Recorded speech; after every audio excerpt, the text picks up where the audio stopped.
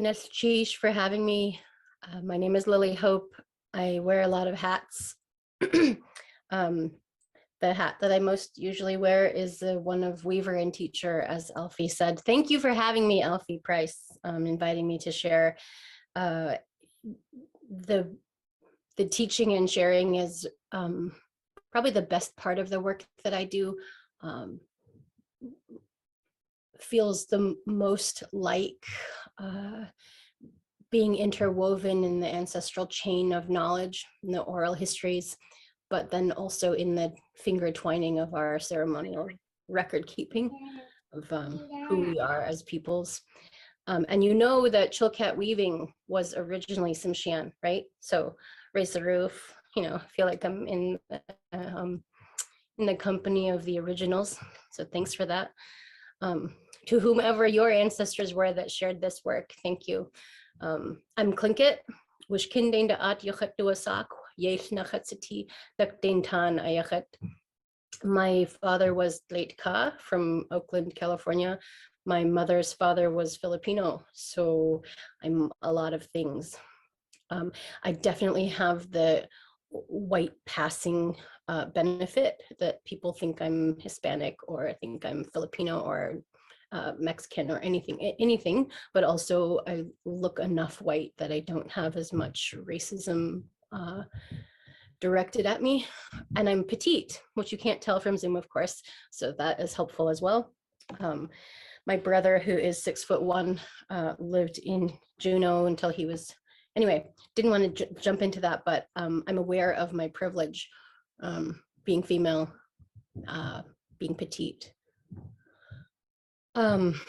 So thanks again for having me. I'm here to share with you about stories. I've been sharing stories professionally since like 2003, 2004. I did a storytelling for the Native Oratory Contest at the university when I was early in my bachelor's degree trajectory, and took first place during that storytelling and went up to Anchorage and took like 3 first places with Lyle James and some others.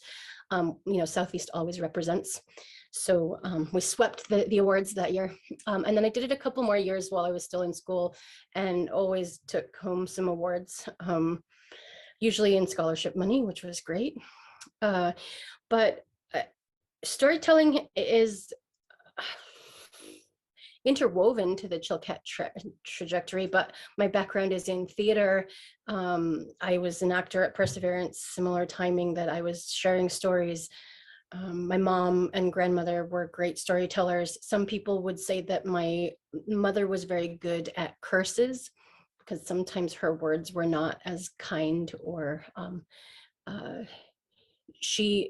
every time she spoke, there was power behind it. So she had to be very careful with how she spoke about ideas or people and things like that, especially when she was in her negative mind state. So just, I know that you probably have this in your thought world, right? I don't know the language that you're speaking, but that there is this like negativity route that you can go, that using your words that way can really impact other people.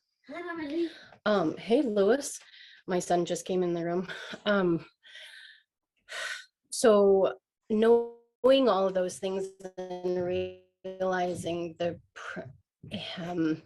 weight of being a weaver, and the honor of being a storyteller and a holder of traditional knowledge, there's that's a lot of pressure. So I'm careful with my words often. But there's something that I do, and you can use this when you go into speaking or sharing your story, and you don't have to do it out loud. It comes from the tradition of my Kundalini yoga training long ago as well. But I did a teacher training with them, and before you begin sharing or you go into the space to share, you hold up your hand and you close each of your fingers and you say, I'm not a man, I'm not a woman, I'm not a person, I'm not myself, I'm a teacher. And so you're taking out all of those other identities of who you might be, and you're just like honing in on the teaching that you're sharing. So when I'm about to share a story, I'll do the same and go, I'm not a man, I'm not a woman, I'm not a person, I'm not myself, I'm a storyteller. And tunes the energy of like any other storytellers that are in the spirit realm that may be near. You can summon them and say, this is the work that I'm focusing on right now. And I find that it's helpful when you're like, I just got off work and I'm not a teacher right now, I'm not a weaver right now. Before I open this doorknob and go to my house, I'm going to say, I'm not a man, I'm not a woman, I'm not a person, I'm not myself. I am a present mother. And how difficult that is to be present. So all the things. So that's your first one. I'm not a man, I'm not a woman, I'm not a person, I'm not myself. I'm a storyteller. So I'm here to share a story with you. Thanks again, Alfie, for inviting me. What do you want to know? I guess I'll go into a little bit of the like, how do you do this, right? How do you actually do this? One, summon your people, summon your ancestors to stand with you, to be with you, because public speaking and sharing is the scariest. It is the #1 anxiety triggering thing that humans do with each other. I would say join Toastmasters if you really have a lot of like a lot of apprehension around sharing. And it's sometimes really emotional, of course. So especially when you're sharing your origin stories and your family stories. So Toastmasters is amazing. People are like, why are you at Toastmasters? You're a really great public speaker. And the answer is because I come to Toastmasters. And I don't know if there's an Indigenous equivalent because it's a lot of non-native peoples there. But yeah, find those things that help you speak your truth without all the fear and apprehension and like wanting to shrink and make your voice small. Don't make your voice small. But story construction wise and the way that we share, as you think about sharing out your stories, there's a few things. The more that you see when you're sharing, the more that I can vision that mountain goat, that I can vision what Raven might look like as I'm sharing who he is, the more that translates to the listener. If you are sharing about a landscape or a specific place that you are, and there are points in the story that recur, that come about, or you want to orient yourself in that place.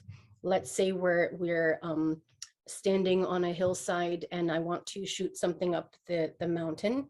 I'm going to shoot the mountain goat off the mountain. My left, I'm always going to look this direction to the mountains. And if I'm talking about in the same story way out on the ocean, right, the ocean is the other direction. And that I have those visuals like pinned in my mind of like really setting the stage for sharing story and keeping that consistent, so that when Raven says, oh, that mountain goat up there, you know, you see it, that's always this way. So again, the more I can see it and I can place myself in it or place Raven there and use those grounding pieces, those landscape orientations consistently, the stronger your story. If we want to start is this helpful so far? Is this, am I hitting the, like, what is this what you were asking for? Okay. So then if I'm getting into, so yes, the more you see it, the stronger the viewer will see and feel it. Yes, they'll be able to say, that's where the mountain is, this is the ocean. I don't often use props, like actual props, But to that same effect, if I'm going to hold an octopus tentacle cane, I have already visioned what that cane looks like, how thick it is in diameter, what, you know, how tall is it? Does it have a little nubby at the top that I'm holding onto the cane? What does it feel like in my hand? I have already gone through that process of what, you know, how much can I see and feel this thing so it's consistent if I want to reach it out onto the ocean, not onto the mountain goats. So those things, let's see, you know, that definitely comes from being an actor. Oftentimes we have the thing in our hand, right? So, you know, miming that is not a big reach, but really going back to that, see it for you so they can see it. Character wise, when you are sharing with 2 or 3 different characters, it's the same thing. And the difference is, like, if I'm the narrator of the story, oh, it used to be tough in this world, I'll be facing the camera or facing my audience directly. When I want to be Raven, I'm going to pivot my shoulders just a little bit, right? Like this. And you see like profile of my face. And I'll be like, which also goes into like automatic. And this is Raven forever through the story, right? And that if there's another character who comes up, the old man, you know, he's holding the cane, he's going this direction, and his voice changes and all that, right? So just the pivoting of the body again puts that reality and that memory into the viewer of this is Raven over here, always, always, always Raven talks this way, and then this is the old man. Stacking it together, right? So Raven has those arm movements, and he's got distinctive voice. And depending on who I'm sharing with, oh, this is a whole nother one. Remind me to come back to who's your audience. So he's got voice that's distinctive. He's got body gesture that's distinctive. He has the location where he's always facing, even if he's like talking this way. Sometimes you can pivot, like if he's like, let's look up the mountain and look at the mountain goats, and then Raven has to move this way and talk out at the ocean, you can still move your direction as long as that other character isn't, you know, you have to differentiate at that point. If Raven says, oh, I'm going to look over here in the ocean, you have to keep his arms going and drop into his voice as well, right? So he can go this direction. Hopefully it's once the old man is gone, right? Or that one character has stepped away so that the audience can follow you. So that, let's see, we have landscape, prop, feel it, voice. You already heard it a little bit, but I'm making Raven sound. If Raven's going to talk, he has a little different voice than the narrator himself or herself. And then the old man, of course, has the old man voice, and he's this way. And if I wanted to, so I'm hinting at all this because I want to share a specific story with you, which we could have done this after the fact, but I want you to keep all of these in the mind while you're hearing this story. Then if Raven's little nephew comes along, he might not fit the same way. He might, because there's only 2 people or 2 characters in the scene at that point. If Raven continues to be pivoted this way, then the little crow could have the opposite pivot, right? And then his voice might be really different, right? And he's a smaller one than Raven. So you can do that. Something that I've done with different workshops is to, it's kind of, we already know this, right? That a smaller, like a diminutive character, like a mouse or a smaller bird, might have a tiny voice like this. And that if I drop into like a really deep, like a deep, slow voice like this, you know, it's some other being, right? And oftentimes that deeper voice is synonymous with what? Go ahead. I'm not even going to answer it because you want to throw it in the chat or pop yourself off mute. If I have this deep, low voice, what are the first things that come to your mind as far as character? Like strong. Oh, bear. Bear. A chief. A chief. So there's some knowledge or some status in that deep voice. What else? You've got it. So we already we already believe those things, whether it's cultural or national across the Americas, regardless of where we are. And it changes, of course, if we go into a different culture. I'm sure, maybe I haven't traveled that much to do that story.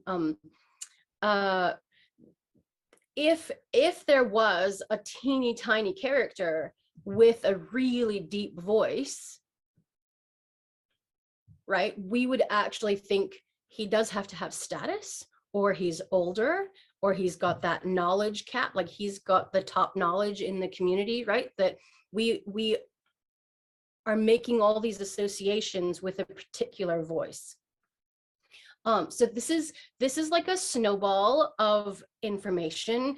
I have to give huge credit to Brett Dillingham, who's a storyteller here in Juneau. He mentored me long ago, 20 years ago. I've done quite a few teaching workshops with him with youth, and he does go through this like story arc. I don't know if you want to go through that as well, but so Brett shared with me not only the pivots of how these characters are spoken, but that most stories have an arc. And you know about this. I mean, we share a story and we're like, and then this happened, and then this happened, and then this was the solution, right? So oftentimes, of course, there'll be a couple characters in the story. This is the bare bones of a story. You've got to have a character or two. There has to be the introduction, right? Yeah, the lessons with Brett is, yes, Nancy, thanks for the yes. So obviously there's a couple characters. You get an introduction to who they are or where they're at, and kind of an introduction to where they are physically or geographically in the story, right? They're in the woods or they're on the beach, that kind of thing. Like, how many stories here in Southeast start with Raven was walking along the beach, right? That's like just all of them, so many of them. Anyway, so tell us who we are, where we are, and then what is the problem, right? And Raven would be like, he's always hungry. So that's a problem that we're going to solve in this really cute story, right? That Raven is going to have hallucinations about McDonald's or whichever. And then, of course, he has to solve, right? So you're going up in this arc of like, oh, there's an issue. And then the story is going to come down when he starts to figure out how to get the seal fat off of these hooks from them, right? And then, of course, the ending of like, he's walking along the beach and he's still hungry. Right. So that's the Brett Dillingham, like, whoosh, that's the dramatic arc of a story. And you could go and analyze every single story we've ever known. Nemo's mother dies and there's a situation and he's not supposed to go to the reef. I mean, you analyze any story that we know, and it will follow a similar arc, hopefully. Like, because why are we listening to the story if there's no problem? We all want to know. We want a sympathetic character that we can identify with, and we've been on that beach before and all that. So that, questions yet? You wanted to be reminded to who's the audience? Right. Thank you, Elfie. Okay. So who is your audience? Paul Marx and his brother Johnny Marx and others, like Robert Zuboff was great at this. Is a Tlingit storyteller that died in the 80s, I think. But they knew how to take the story and adapt it slightly for the audience, right? If you have a group of kindergarteners, you're going to tell the story a little bit differently than you will to a bunch of adults of, varying ages, right? I don't want to say the animation level, but I think the animation and energy goes up when I'm sharing for a kindergarten group in a different way than it does when I'm sharing with an adult audience. And the difference in maybe some lingo that I would use or insert into the story if I was sharing with like 10th graders who are kind of cool and I got to wear my skinny jeans, right? That we're being conscious of who our audience is as you share. And that from one story, like I could tell the same story to 3 different audiences, kindergarten, high school, blah, blah, blah. And they will not necessarily be the same. That arc will be the same. The pivoting of the character will be the same. The seeing of the mountain goats and the ocean will be the same, but the way that it's delivered and the way that my body might move, just very slight changes. And you'll get to there. You'll get to that point if you continue, as you continue to share, not if, as you continue to share. So think about your audience. So yeah, on that note, can I share a story with you? Is that cool? Oh, Okay. what? So think about all those things as you're hearing this. I'm going to move my chair. I might even drag this table out of the way. We'll see. No, I might just drag you towards the front here. Dragging you over here. And then hopefully it can stand up. I might have to put you up on a basket. Okay. Oh, I'm zooming in from sunny Douglas. Ooh, I'm gonna pivot this. Kind of wobbly. If we seem really quiet, we've kind of trained ourselves to not interrupt speakers, but Oh, you can pop yourself off and interrupt. I don't mind. Okay. Okay. I kind of want to fix my situation here though. I did not plan this well. Hold on.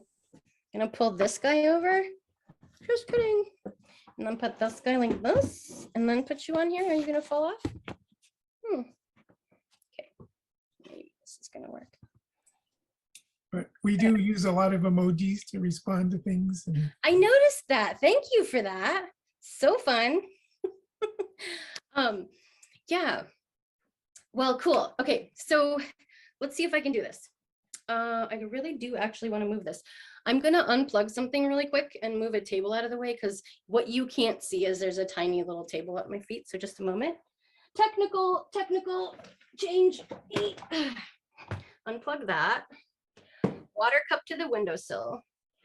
Drag the furniture out of the way. Oh no, I'm gonna lose light. Just kidding. So what I'm hearing is your storytelling space is important. Yes, you want space to move around. I need the space to move around. Yes, correct. Yep. But some of the best storytellers throughout time, of course, could sit in a chair and still pivot their body this direction and this direction. And we're not even the viewer, unless you know this, and now that you do, you're going to be aware of it as a storyteller does this. But the viewer doesn't even realize that they are following that this like slight pivot of, and this little pivot over here, the old man, they just like, after the second time that you see it, you're like, oh, that's Raven and that's the old man. Like there's no questions anymore.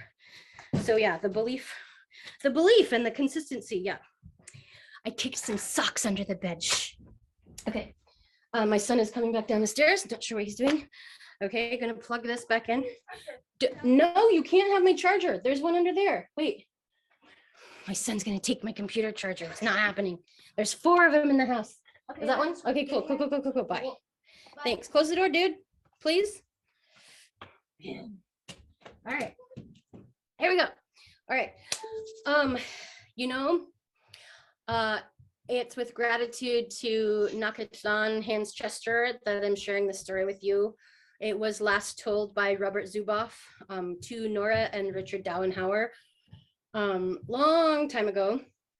And when I started sharing stories, they were just on the verge of kind of compiling the Raven stories, which are about to come out, I think like a year away from publishing, short term away from publishing. But she handed me this little like manuscript. I don't know, it was like the printout that didn't ever make it into a book of this story, The Salmon Box. Oh. Closing the bedroom door. Okay. So this is The Salmon Box as last told by Robert Zuboff to Nora Dauenhauer. So The Salmon Box. If you hear repetition in the story, or I almost want you to come down with me a little bit, but I guess I'll just make it like I need like my stage to be cut off so that I don't go out of the picture. Okay, cool. Yeah, so if there's some repetition that is not common in other stories or other tellings, it's because I'm following closely to how Robert Zuboff last shared this, how it was written down, because I am an actor at heart, right? That's my first training, is to get off book and remember the words as closely as they were told to us. You can also, I think Paul Marx sometimes says this, that we don't change our stories. Our stories are our oral history. He just said this last Saturday. I was at the Canvas of Ani training for teachers in Juneau, and I was one of the teachers doing some training for teachers. Anyway, and he said that, and I was like, what? And he goes, we don't change our sacred property, our ut'u in Tlingit, right? We hold on to the integrity of how it was last shared with us. And I was like, that relates to weaving as well. When people are like, well, can I weave like a chilkat blanket that has purple and orange in it?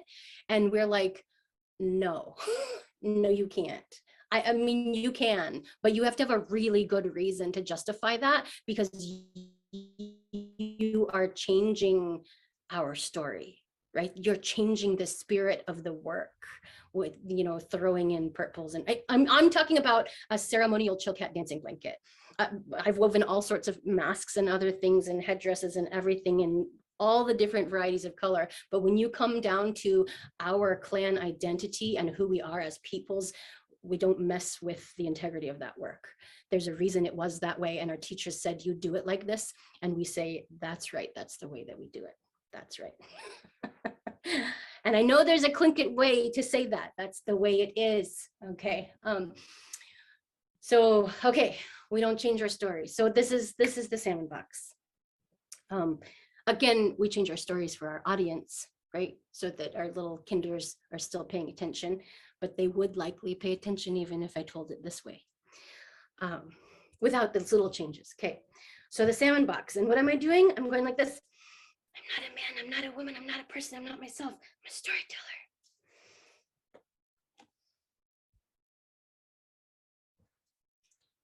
It used to be tough in this world. In the first beginning of the world, it was tough. It was so tough.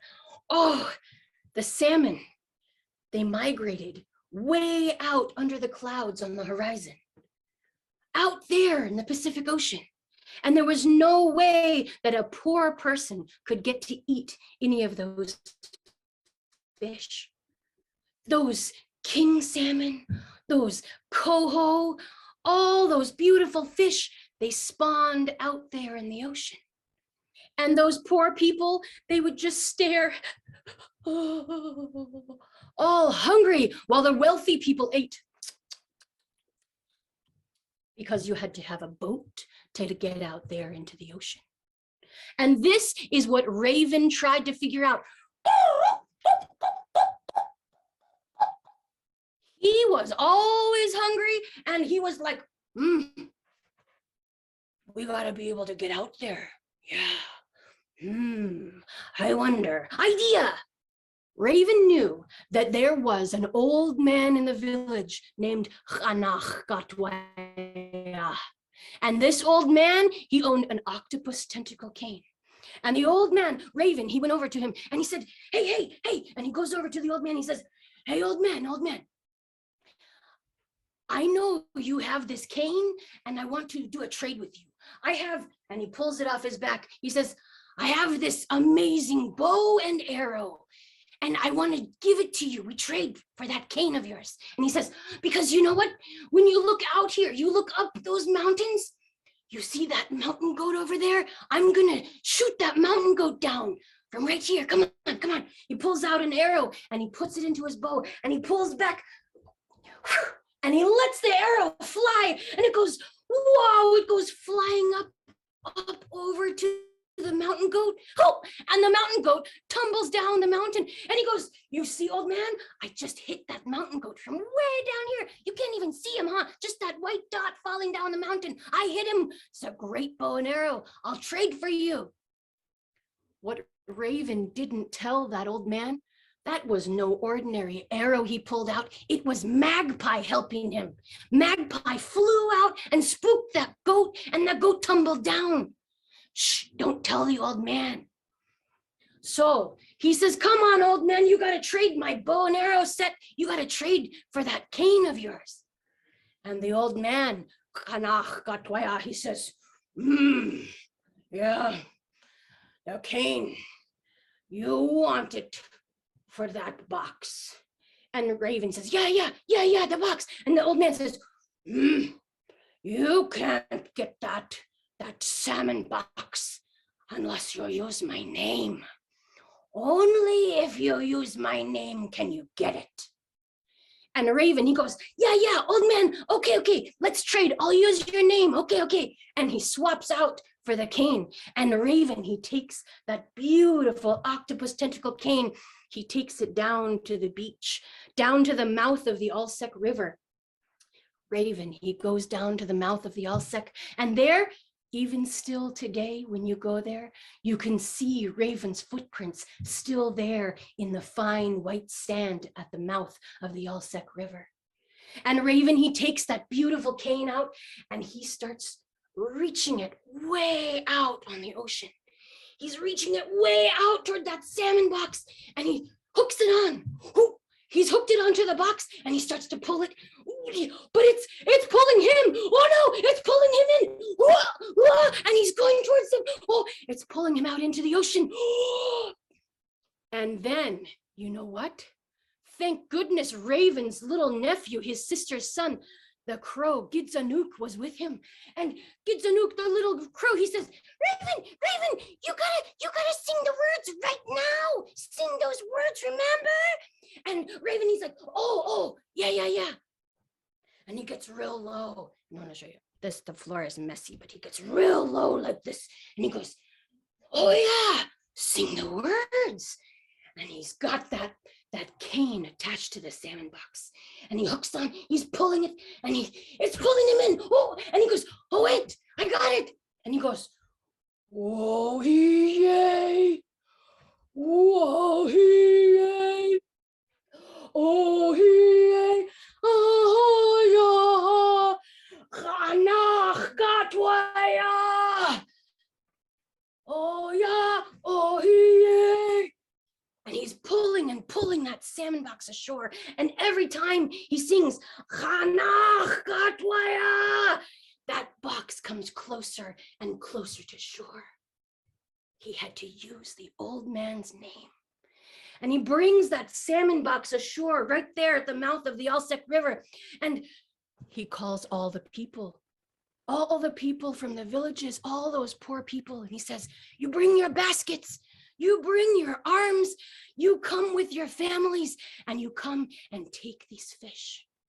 And the people, they come from all the villages over the mountain ranges, down from where those mountain goats climb. And they come down and they scoop up those fish, the king salmon and the coho, and even those humpies. Oh, they bring them all back up the river and they go back to their villages, you know, and they bring all those salmon up river. And every year, those salmon come back and swim up those rivers. And that is how you and Raven and we all get some now. The end. Thanks for your attention and listening. Yeah. That was so awesome.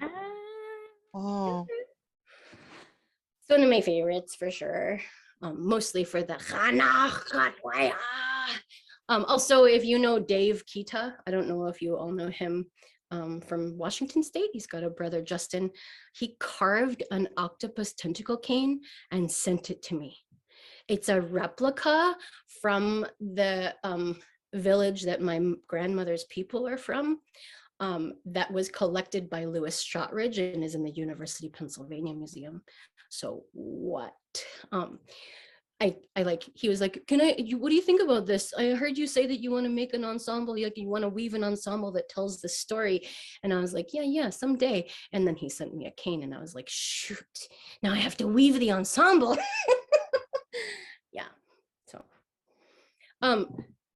Was it consistent enough with the mountain and the goat and the ocean out this way? Like, I felt kind of bad to put the ocean this way because that's like the outside, right? That's where the ocean is in my house anyway. I'm like looking at the ocean this way, but I'd already set it up, right? So if you didn't know there was a window right there, you don't know the ocean is actually over there. Shh. Okay. I liked Yeah. when you were pulling. I almost wanted to help you. It was good. Oh, same. Thanks, Nancy. Yeah. Yeah, So- that really was effective. I was envisioning the mountain and then the river. And yeah, that was very effective.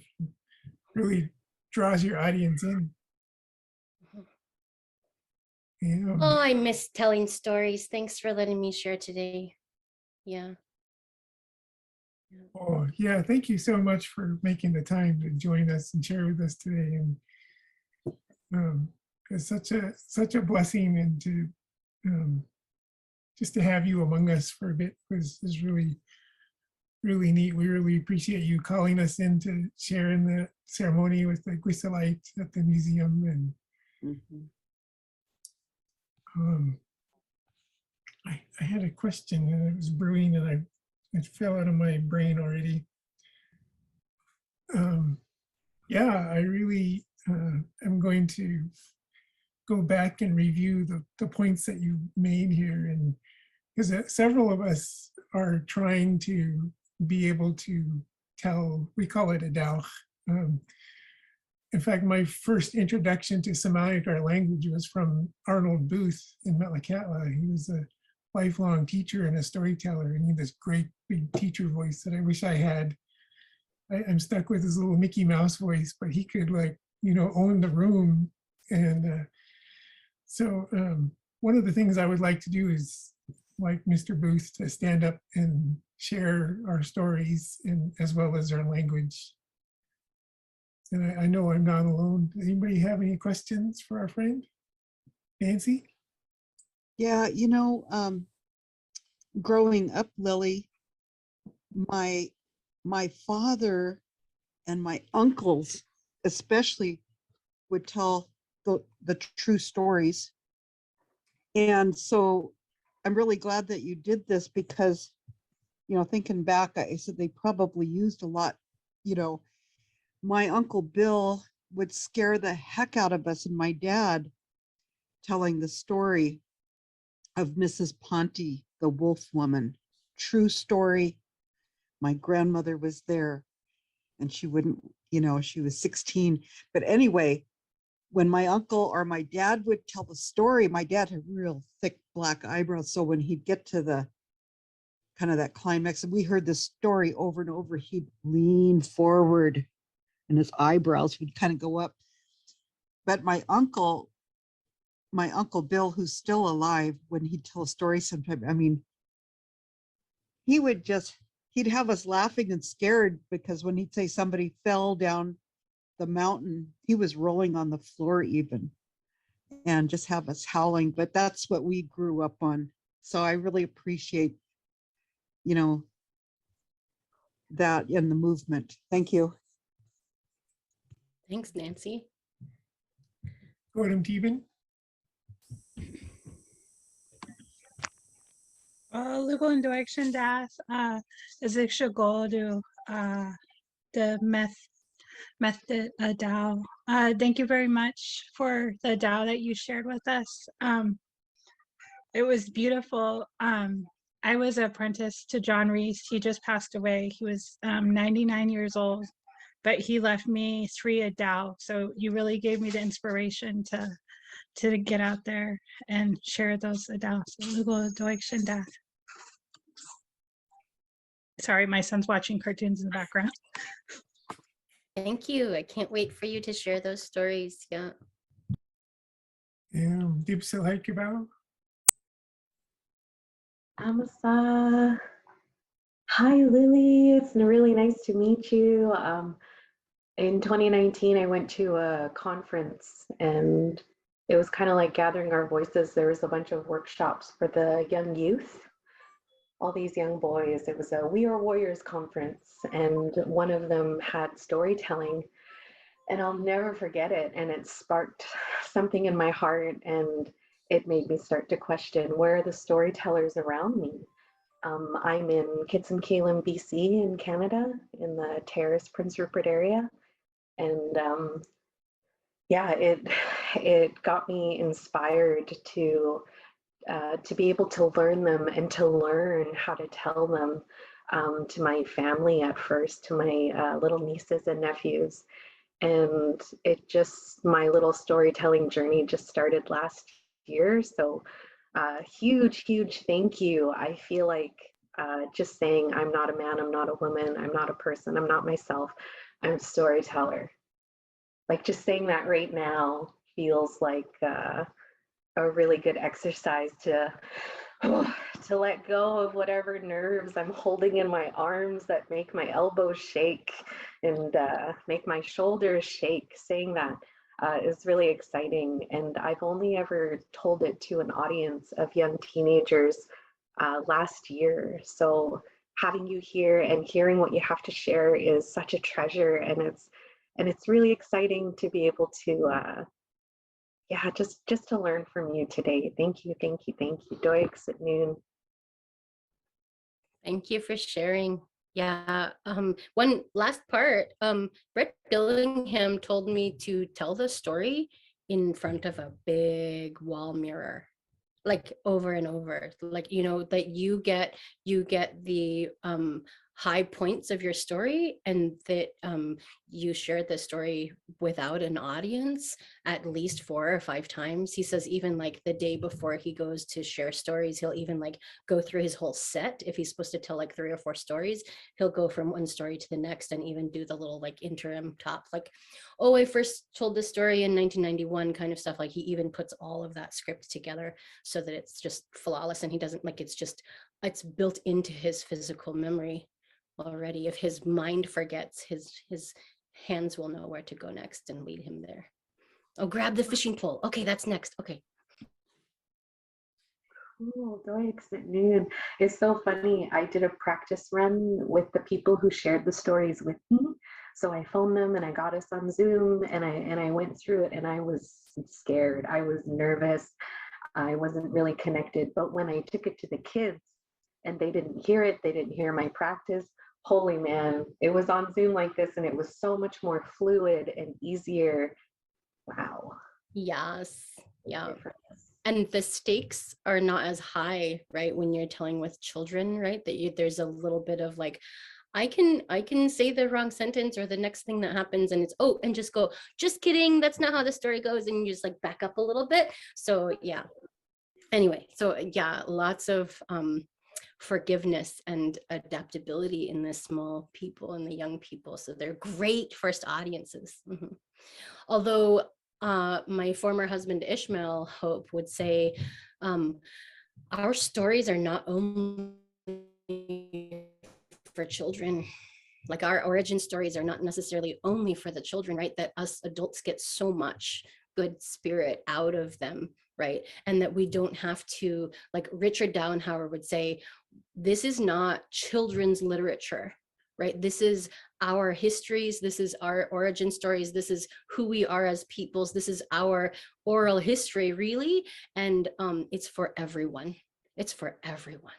So it's like, oh, thanks. Like he didn't want to like dumb it down and say this is like, these stories are only good for kids, right? They're like, they're spirit uplifters for all of us. So yeah. Thanks for doing the work and sharing your stories. Yes.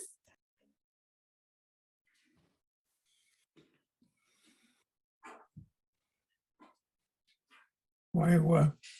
So I really appreciate too also you taking the time to tell us those important uses of your stories and our stories.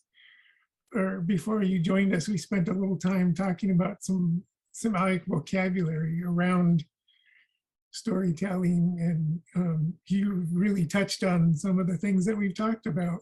So it's I really enjoyed preparing for the theme for today.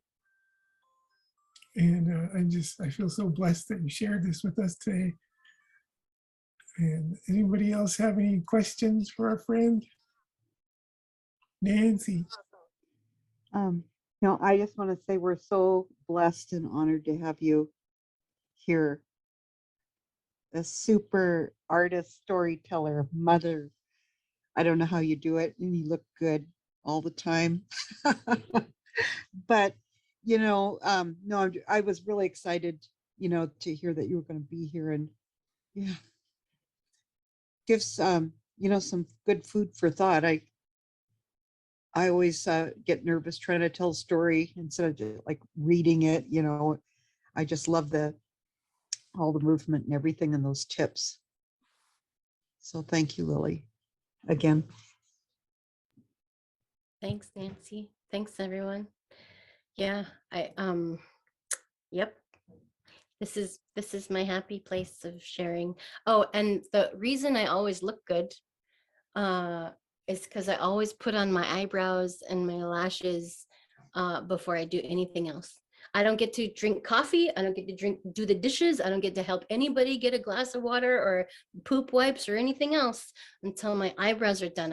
I say I can help you when my face is on. So that's my self-care radical boundary of, I don't know when the camera is going to come in the door and get some. No, I'm just kidding. I'm just kidding. There's no cameras in my life right now. But I keep thinking that like at some point during the day, I'm going to want to like turn the camera on me and like share a little reel or share a little story. And if my face isn't on, I'm going to be in my PJs, right? So face first and then help all the people. That's my mask, right? That I put on my survival mask first. So my survival mask is eyebrows. I don't know. I don't know. Oh, little Em, thanks for that bit of advice too. I need to find my bare minimum like that before I'm ready. Need to find our eyebrows.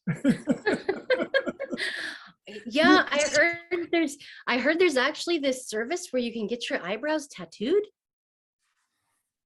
Oh, my sister-in-law does it, and she will fly to people. She gets like flown to Hawaii to do eyebrows for people. Like people fly her all over the world because she's good at tattooing eyebrows. Wow. Does she need to come with you to Alaska for celebration and book a few sessions during celebration? Oh, that would be cool. Yeah. Uh-huh. Is that I in your bet you- repertoire, Dave Perkins? Me? No. No. Look at me. You want me doing your makeup forever? Not just today, but forever. No. I can do real nice ovoids because yeah. Yes. There was a point where I was going a little crazy with my eyebrow liner, and it definitely looked like a Chilkat eyebrow, like the way that the points came up, and it was like super thick to the actual point and then tapered way far down, but like only like a tiny space in between my eyebrows. And I was like, that's like I just drew on the Chilkat weaving eyebrows. It's so crazy. So I had to pull back from that and not do that anymore. But good times, yeah. Yeah, form line eyebrows. I know. We should do it. We should start an indigenous bougie trend of form line eyebrows. I'm in. We could have Dave do it.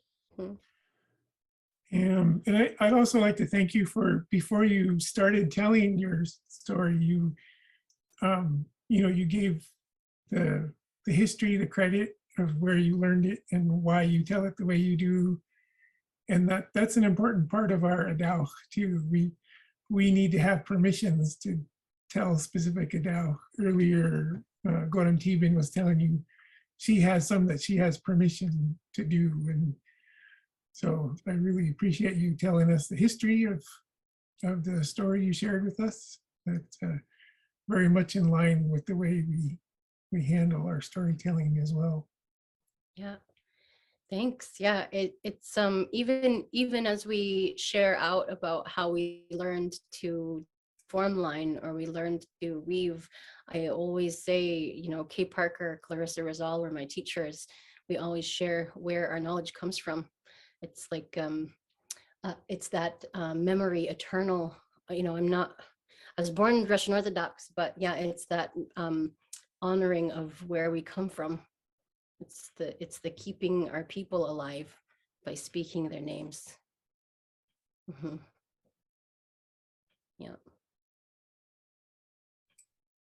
Oh, little Am, very good. Just one thing I thought about was Uncle Ira Booth in Metlakatla. He really could tell stories. And one of the things I talked about at his memorial was that a lot of the stories you told me, those people were long gone, but I felt like I knew their personalities. I knew them because of his stories. Mhm. And I'm sure that's the way with, you know, Arnold Booth and other storytellers that we all know. So Mhm. just wanted to mention that. Yeah. And to the Mickey Mouse voice, I'll speak to you, Alfie, about that. I don't know if you have ever heard Bob Sam from Sitka share a story, but Bob Sam started telling stories in the 90s, like late 80s, early 90s. And he has a pretty regular speaking voice. But when he's sharing a story, he drops his voice like way down into his rib cage, and he gets that old man voice, and he stops, I want to mimic the way he tells. It's like he's exactly channeling those old teachers. And like he speaks at regular timbre like this with you, like everyone else. And then when he's sharing a story, he goes back like 200 years. Like there is, I mean, he is a totally different, you know, you want to be like, I'm not a man, not a woman, not a person, not myself. He is a storyteller. Like he is like narrowing it to like, this is storytelling, right? Just like laser focus. And I thought it was kind of funny the first time he did it. And I was like, what is this fake voice? But then you go listen to the old storytellers like Robert Zuboff and those, like you're talking about Mr. Booth, like that's the feeling. So you can use your storytelling voice and not have that like, or narrate in your original voice and drop into character, right? Drop those, use those deeper voices, those higher voices. We didn't even talk about pitch and timbre, and I mean, we talked a little bit about like dropping the into the deep voices and using the really high pitched voices, but we didn't talk about, when I'm saying timbre, that's actually the speed that someone speaks, right? So if someone has a low voice and talks real slow, that's the like knowledge bearer, clan leader, deeper voice, like he's the bear of the village, right? And then if you go high pitched voice, and then you also speed up how fast you talk, then you're really a teeny tiny animal and you run, you go.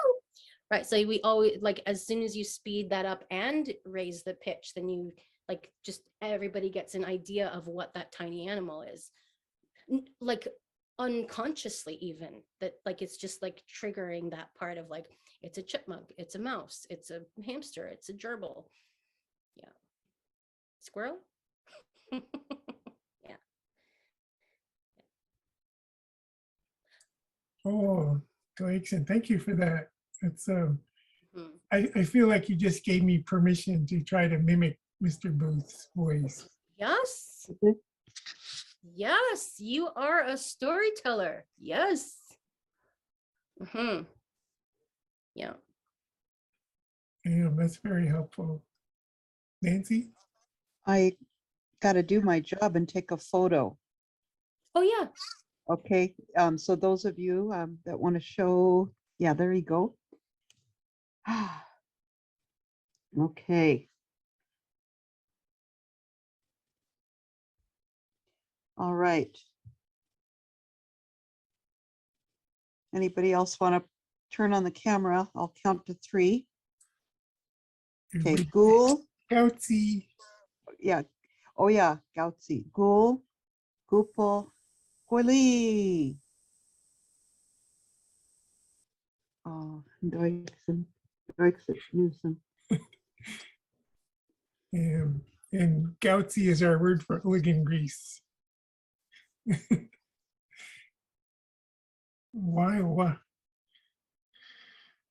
Well, I just want to reiterate how appreciative we are to have you with us today, Lily. I know you're very booked up with your time, and I feel lucky that I asked when I did. And very, very much appreciated.